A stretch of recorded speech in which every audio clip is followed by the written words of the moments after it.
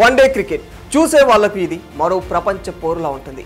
World cup కానీ world కప్గా గుర్తింపు తెచ్చుకున్న ఛాంపియన్స్ ట్రోఫీలో ఇప్పటి వరకు అన్ని జట్లు సత్తా చాటుతూనే ఉన్నాయి. చెప్పాలంటే దాదాపు 3 దశాబ్దాల తర్వాత పాకిస్తాన్ ఓ ఐసీసీ టోర్నీకి వేదిక అయ్యింది. కానీ భారత జట్టు మాత్రం పాకిస్తాన్ గడ్డపై అడుగు పెట్టడానికి ఇష్టపడలేదు. క్రికెట్ రంగంలోనే రిచెస్ట్ బోర్డు అని, ఐసీసీనే ప్రభావితం చేయగల సత్తా ఉందనే పేరుంది బీసీసీఐకి. ఇంతటి శక్తివంతమైన బోర్డు పాక్ గడ్డకు తమ ఆటగాళ్లను పంపించేందుకు ఎందుకు వెనకడుగు వేసింది అని చాలా మంది ఆలోచించారు. వాస్తవానికి పాకిస్తాన్లో ఛాంపియన్స్ ట్రోఫీ అనగానే ఒక్క భారత్ మాత్రమే కాదు, దాదాపు అన్ని దేశాలు ఒకంత వెనకడుగు వేశాయని చెప్పుకోవచ్చు.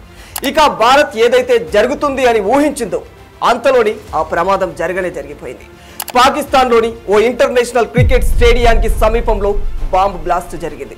ఈ ప్రమాదంలో ఇప్పటికే 5గురు మరణించారు, ఇంకా 10ల సంఖ్యలో గాయపడ్డారు. దీంతో ఆ దేశంలో ఛాంపియన్స్ ట్రోఫీ ఆడేందుకు వెళ్లిన విదేశీ జట్లు ఒక్కసారిగా వణికిపోతూ ఉన్నాయి.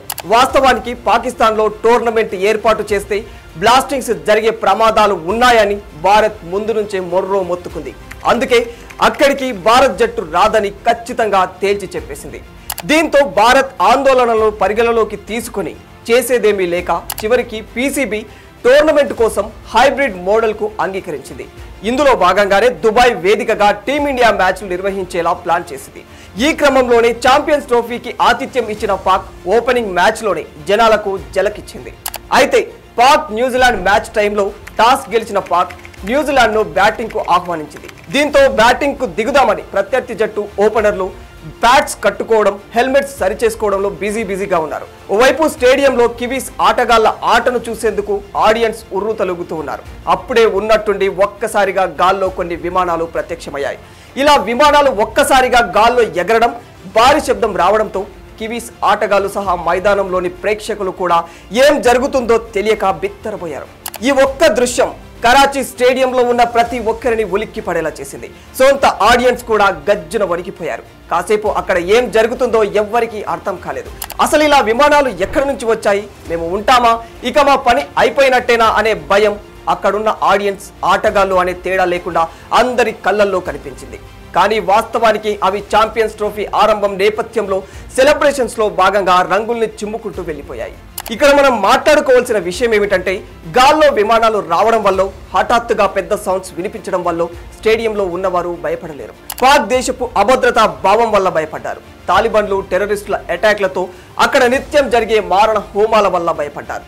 ఇంకా చెప్పాలంటే గతంలో పాకిస్తాన్ గడ్డపై ప్రత్యర్థి జట్టులకు ఎదురైన అనుభవాల వల్ల భయపడ్డారు. ఒకసారి 80వ దశకం చివర్లో పాక్ భారత్ మధ్య కాశ్మీర్ విషయంలో ఉద్రిక్తతలు తారాస్థాయిలో కొనసాగుతున్న రోజులవి. అలాంటి టైంలో అనూహ్యంగా భారత జట్టు పాక్ పర్యటనకు వెళ్లాల్సి వచ్చింది.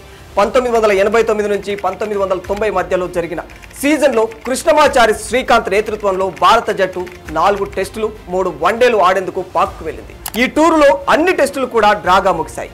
వన్డే సిరీస్ ను పాక్ జట్టు కైవసం చేసుకుంది. అయితే కరాచీ స్టేడియంలో ఫస్ట్ మ్యాచ్ జరుగుతుండగా ఎవరు ఊహించని ఓ సంఘటన జరిగింది. పాక్ జట్టు బ్యాటింగ్, భారత్ ఫీల్డింగ్ చేస్తుంది. ఆ సమయంలో ఓ వ్యక్తి స్టేడియంలోకి నేరుగా దూసుకుని వచ్చాడు. బహుశా ఎవరైనా అభిమాని తమ ఫేవరెట్ ప్లేయర్ను కలవడానికి అయి ఉంటారేమో, సిబ్బంది అతన్ని అడ్డుకుంటారులే అనుకుంటూ భారత ఫీల్డర్లు తమ స్థానాల్లో ఉండిపోయారు. అయితే ఆ వ్యక్తి పిచ్ను సమీపించే కొద్దీ అతని ఉద్దేశం ఏమిటో ఆటగాళ్లకి అర్థమైపోసాగింది. కాశ్మీర్ భారత్ వ్యతిరేక స్లోగన్లతో ఈ పర్యటనకు భారత్ టీం ఎందుకు వచ్చిందని భారత్ ఆటగాళ్లపైకి దూసుకుని వెళ్ళాడు. అయితే ఆ వ్యక్తి సరాసరి కృష్ణమాచారి శ్రీకాంత్ దగ్గరికి వచ్చి ఏదో అన్నాడు.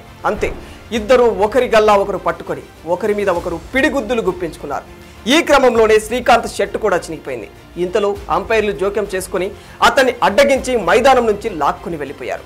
ఈ ఘటన తర్వాత శ్రీకాంత్ తన షర్టును మార్చుకుని వచ్చాడు. అసలేం జరగనట్లు ఆట యథావిధిగా జరిగిపోయింది. కానీ ఇదే మ్యాచ్ లో మరో భారతీయ ఆటగాడు మహమ్మద్ అజారుద్దీన్ పై మెటల్ హుక్ తో దాడి జరిగింది. ఇక అదే టూర్ లో జరిగిన మరో ఘటన గుర్తు చేసుకుంటే, కరాచీ స్టేడియంలో 3వ వన్డే మ్యాచ్ జరుగుతుండగా 28 పరుగులకు పాక్ 3 వికెట్లు పోగొట్టుకుంది. అది సహించలేని అభిమానులు భారత జట్టు ఆటగాళ్ల మీదకు రాళ్లు విసిరారు. పాక్ కెప్టెన్ జావేద్ మియాందాద్ అభిమానుల్ని శాంతపరిచేందుకు ప్రయత్నించినా ఏం లాభం లేదు. చివరకు టియర్ గ్యాస్ ప్రయోగించి చెల్లాచెదురు చేసిన పరిస్థితి అదుపులోకి రాలేదు. దీంతో మ్యాచ్ను రద్దు చేసి తిరిగి లాహోర్లో ఆ మ్యాచ్ను నిర్వహించారు. ఇక 2009 శ్రీలంక జట్టుపై పాక్ పర్యటనలో జరిగిన దాడి క్రికెట్ చరిత్రలో బుల్లెట్ల అక్షరాలతో లిఖించబడింది. అవును, మీరు విన్నది నిజం. టెస్ట్ మ్యాచ్ జరుగుతుండగా ముసుగులు కప్పుకొని వచ్చిన కొందరు వ్యక్తులు తూటాల వర్షం కురిపించారు. ఈ ఘటనలో 6 పోలీస్ ఆఫీసర్లు చనిపోయారు. లంక టీంతో ఆటగాళ్లు, అధికారులు 7 గాయపడ్డారు. ఘటన తర్వాత ఎయిర్ లిఫ్ట్ ద్వారా క్షతగాత్రుల్ని ఆసుపత్రికి తరలించారు. అప్పటి నుంచి క్రికెట్ చరిత్రలోనే అదొక చీకటి రోజుగా అభివర్ణిస్తూ ఉంటారు. ఈ ఘటన తర్వాత చాలా దేశాలు తమ జట్లను పాకిస్తాన్కు పంపేందుకు భయపడ్డాయి. ఇప్పుడు మరోసారి 2025 ఫిబ్రవరి 28న పాకిస్తాన్లో ఊహించని భారీ బ్లాస్టింగ్ జరిగింది. పాకిస్తాన్ ఆత్మాహుతి బాంబు పేలుడుతో దద్దరిల్లిపోయింది. పేషావర్ అనే ప్రాంతంలో ఈ బాంబు బ్లాస్టింగ్ జరిగింది. ఈ ఘోర బాంబు పేలుడు ప్రమాదంలో 5 మంది స్పాట్లోనే మరణించారు. పదుల సంఖ్యలో ప్రజలు తీవ్రంగా గాయపడ్డారు. గాయపడ్డ వారిలో దేశ విదేశాలకు చెందిన వారు కూడా ఉన్నారని సమాచారం. ఈ బాంబు బ్లాస్టింగ్ తో పాకిస్తాన్ ప్రభుత్వం ఒక్కసారిగా అలర్ట్ అయిపోయింది. వెంటనే సహాయక చర్యలను ముమ్మరం చేసింది. ఇక్కడ మరో విషయం ఏమిటంటే ఈ బ్లాస్టింగ్ పాకిస్తాన్లోని ఓ ఇంటర్నేషనల్ క్రికెట్ స్టేడియానికి సమీపంలో జరిగింది. దీంతో పాకిస్తాన్లో ఉన్న 6 విదేశీ జట్లు గజగజ వణికిపోతూ ఉన్నాయి. త్వరలోనే పాకిస్తాన్ వదిలి దుబాయ్ వెళ్లిపోవడానికి ప్లాన్ చేస్తున్నట్లు కూడా తెలుస్తుంది. ఇప్పుడు అర్థమైందనుకుంటా ప్రపంచ దేశాలకు పాక్ గడ్డపై భారత ఆటగాళ్లను ఎందుకు పంపలేదు. వాస్తవానికి పాక్ క్రికెట్ జట్టు ఇప్పటిదాకా 10 సార్లు భారత్తో పర్యటించింది.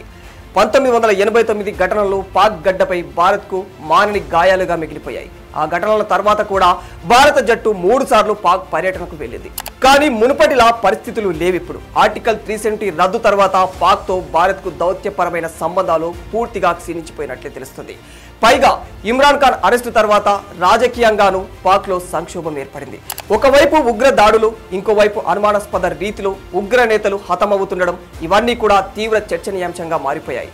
ఈ సమయంలో పాకిస్తాన్ దేశం భారత ఆటగాళ్లకు భద్రత కల్పించడం అనేది ప్రశ్నార్థకమే అవుతుంది. కాబట్టి ఇవన్నీ పరిగణలోకి తీసుకొని ఛాంపియన్స్ ట్రోఫీ విషయంలో ఇటు బీసీసీఐ, అటు కేంద్ర ప్రభుత్వం టీమిండియాను పాక్ పర్యటనకు అనుమతించలేదు. For more videos like this, subscribe Big TV channel.